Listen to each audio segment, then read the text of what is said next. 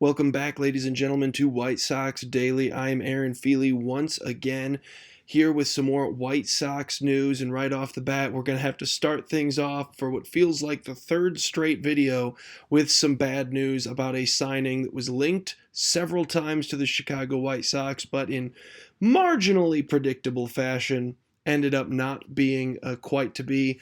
Kazuma Okamoto ends up signing with Toronto, so the big slugging infielder. Now, obviously, this was more of just a link by relation. He has a previous relationship with obviously the Chicago White Sox newest signing in Murakami. He's a guy that brings big power, can play on the infield, can play in a corner infield, which was a position of need coming into the offseason. But then again, kind of after the signing of Murakami and sticking him over at first base, you have to assume Miguel Vargas would probably play over at third. Wasn't necessarily a massive position of need. You'd kind of create some more log jams than I think you really need to.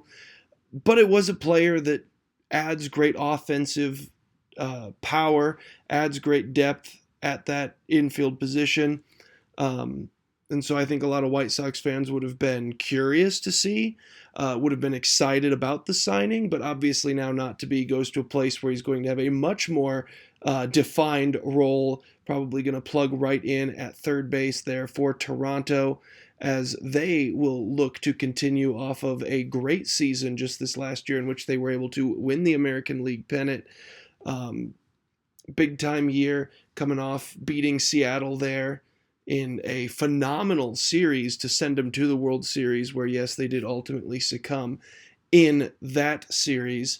However, doesn't take away from a great season they had, and now trying to add some more pieces to it. But for the Chicago White Sox, bit of a gut punch, bit disappointing, not nearly as bad as losing Imai to Houston, but still obviously a player that Chicago and Chicago fans had kind of been keeping an eye on just for the fun of it.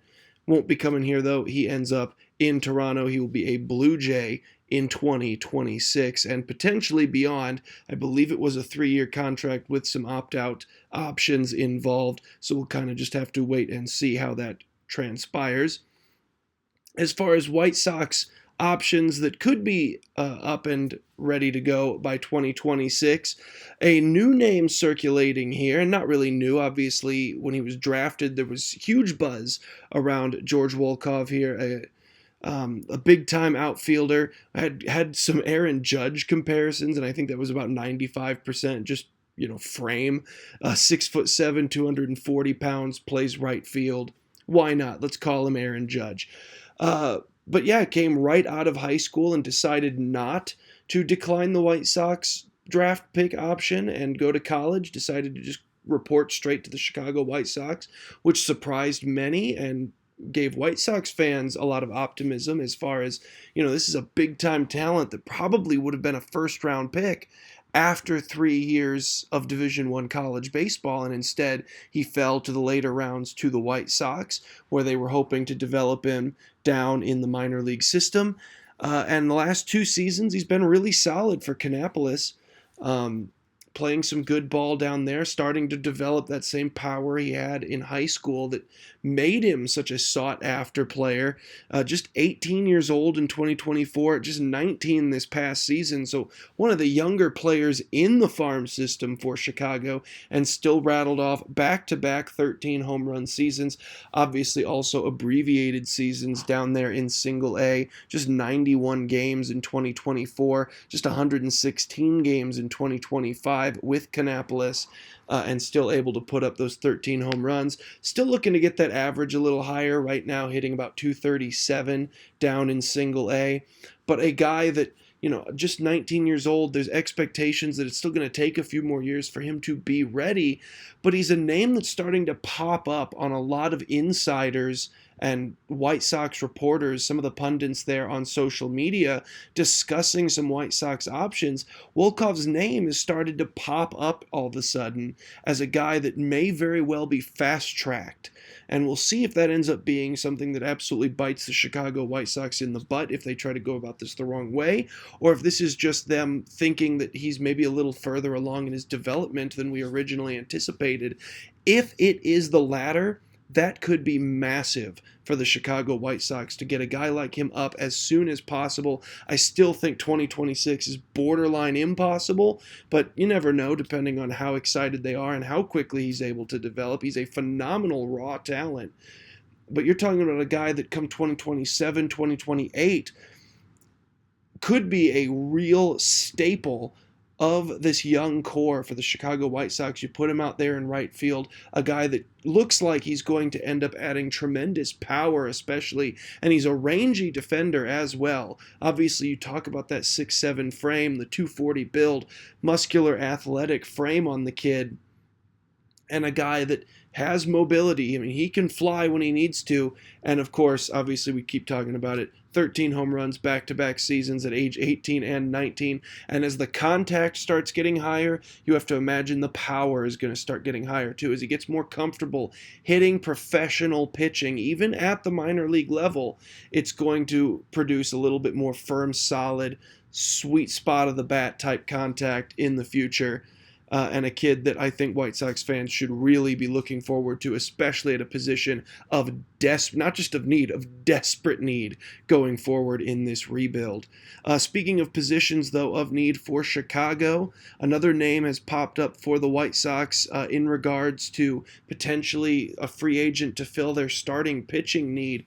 Michael Lorenzen, a guy that now Sports Illustrated is connecting to the Chicago White Sox, talking about the fact that he, in Kansas City last year, worked with Zach Bovee, the White Sox new pitching coach.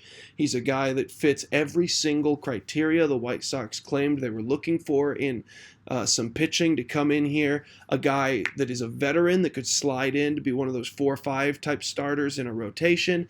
Has plenty of experience at the major league level, a guy that consistently pitches 100-plus innings, so he could really help some of those youngsters as far as being an innings eater throughout the season, making sure that some of your young arms stay nice and healthy and you don't feel like you have to stretch them too far or stretch your bullpen with further, multi-inning appearances, as we expect there will be quite a few with some of the young guys, especially if Grant Taylor is going to start getting a few starts this year. Probably not a guy that's going to be going 7-8 innings deep into ball games as a starter quite yet.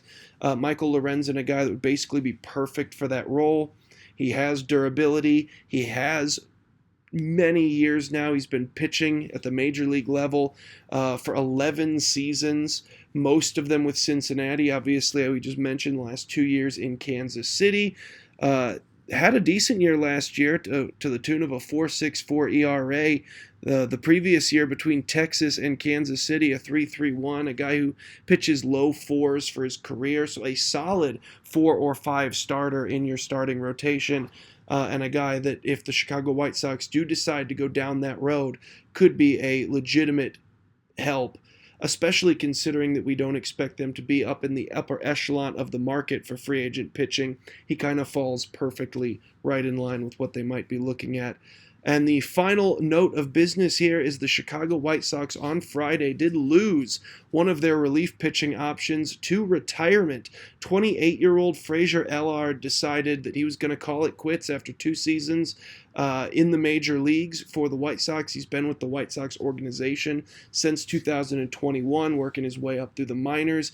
Finally got his big break, made his major league debut in 2024, where he made a handful of appearances.